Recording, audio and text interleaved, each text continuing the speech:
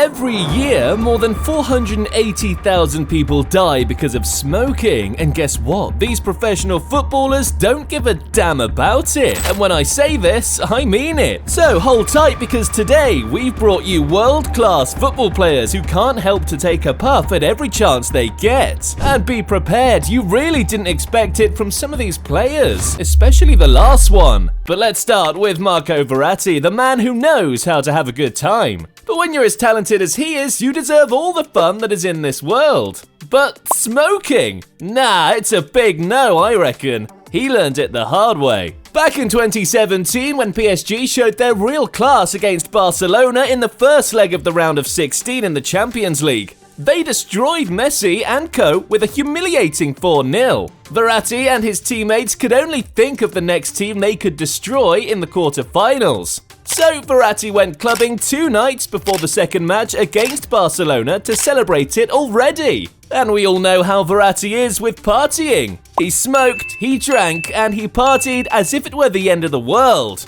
My goodness, he really went all out. We all know what happened next in the second game against Barcelona. But hold on, because we're not done with players and their vices just yet. Brace yourself for our next story, because this player's addiction to nicotine takes things to a whole new level. Most of the footballers enjoy good habits, like Ronaldo having 6 high-protein meals a day and doing cryotherapy sessions. But this guy is built differently and has some weird bad habit. This guy smoked 2 cigarettes before each training session at Manchester City. What? It's none other than Mario Balotelli. Les Chapman, the former kitman of Manchester City who created the famous "Why Always Me" undershirt, has recently shared that Mario Balotelli used to smoke 2 cigarettes before training sessions. Speaking out on the 9320 podcast, Chapman said, "Every morning he used to take me out the back of the dressing rooms. There was a little area with a few tables. You could have a coffee or a cup of tea or something. And every morning, Mario used to say, 'Chappie, come on.' And we used to go round the back and sit at this table, and he'd have one of my fags. I used to smoke then. He'd probably have 2 cigarettes, one after the other, never bringing his own. He must have had 80 packets and 70 lighters all the time he was there, but never got me 1 cigarette." Manchester City coach Mancini responded with this: "It's not my problem. If Mario wants to smoke, it's his problem. But if he wants my opinion, it's better that he quits. But if he smokes 10 cigarettes a day and scores 2 goals every game, then that's better." Well, you know, as long as your performance is up to the mark, the managers don't care about your addictions. Well, excess of everything is bad, and when Super Mario moved from Liverpool to AC Milan, they had to put a clause in his contract that banned him from smoking and drinking. Now, this was rough. But as soon as he left Milan, he was back on nicotine once again. Goodbye, healthy lungs. But this next guy never had any healthy lungs, haha, because up next on our list is hands down the best French goalkeeper of all time, Fabien Barthez.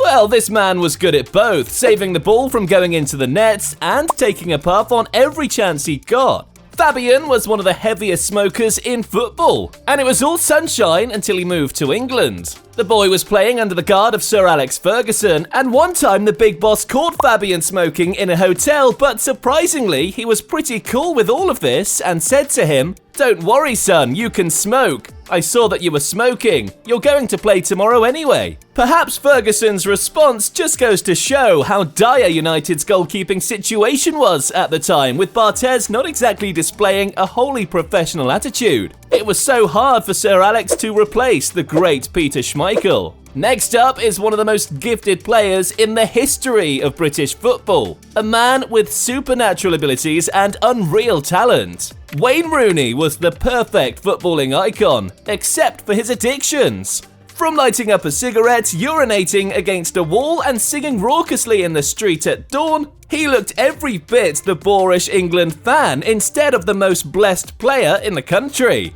But Sir Alex had to overlook these because Rooney was the best of the best. The Wonder Boy achieved a lot in his career, but he could have done a lot better, and it was all due to his indiscipline. Joey Barton was quoted saying, "Why does Ronaldo achieve what he achieves and Rooney doesn't? When you see Wayne Rooney smoking cigarettes, does he live his life correctly? But at least Rooney wasn't smoking on the pitch, right?" Because Raja Nainggolan took it up a notch when he smoked on the pitch. Damn! He was among the popular smokers in football, and he smoked in style. Smoking became part of his life. There were times at Roma when he was even smoking with the assistant manager. But it all blew up when the midfielder took things way too casually. While waiting on the bench, he got so bored that he decided to take a puff. Holy smoke! Bro, this isn't your backyard, it's a football ground in the middle of a professional game. Damn! And Royal Antwerp went berserk. The club released a statement saying, "We had a conversation with him about certain situations and we've decided to remove him from the team indefinitely for behavior that reflects a negative image of the team." You can't put the entire team's reputation down the drain like this, you cannot!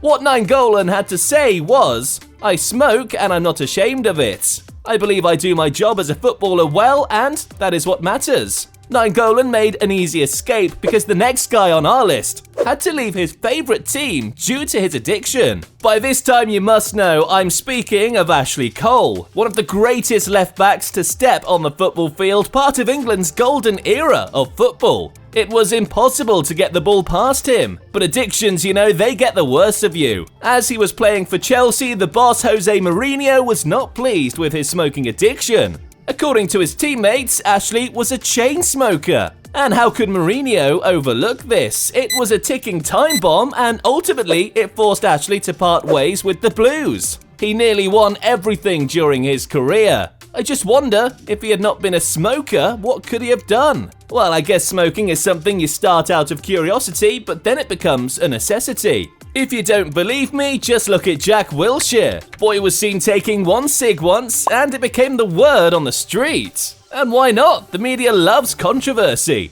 But Wilshere didn't give a shit, because Arsene Wenger was backing him up. Wenger even said, "Don't worry, when I have a drink, I like a cigarette as well." But holy God, Wilshere took it for granted. He was seen consuming tobacco once again and again. It nearly became a habit until he had to come forward and apologize. As they say, the first time it's a mistake, but the second time it's a choice. But who cares, as long as the manager is cool with it. But this wasn't the case with the Polish goalkeeper, Szczesny. And his treatment was pretty harsh. After conceding 2 goals and losing the game against Southampton, Szczesny had to vent it out somewhere. And unfortunately, Dog found no better place than the team's dressing room. Damn, a direct challenge to the Arsenal boss. Wenger, who was already furious with Szczesny's performance, lost it completely. The poor lad had to face the screaming. It was intense. And this single smoke cost the Polish man $20,000. Jeez, he was even dropped for the next game.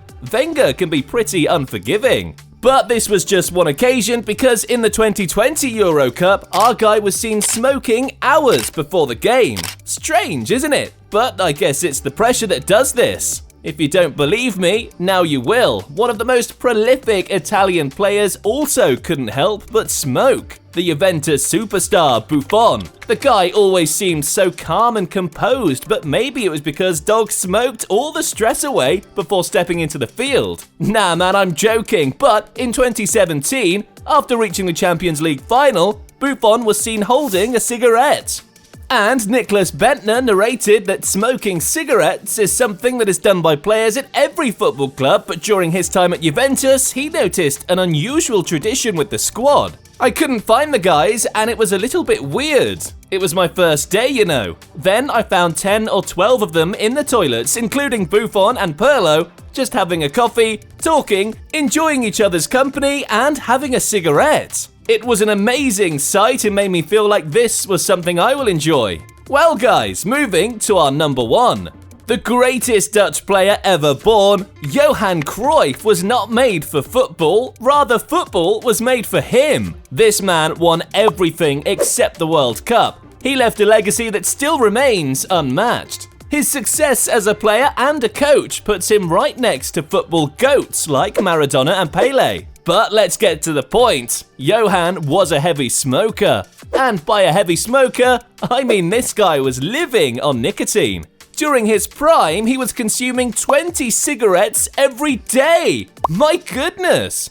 But when he took the role of the coach, this number doubled. Good lord. Johan Cruyff was smoking 40 cigarettes every day. And little did he know that this habit was taking his life. Finally, in 1991, this addiction became the reason for his demise. He died of lung cancer. My God, had he changed his lifestyle, we could have had a lot more of him. We'll never blame you if you're smoking, but we will blame you if you don't watch any of our other videos. Ha ha ha!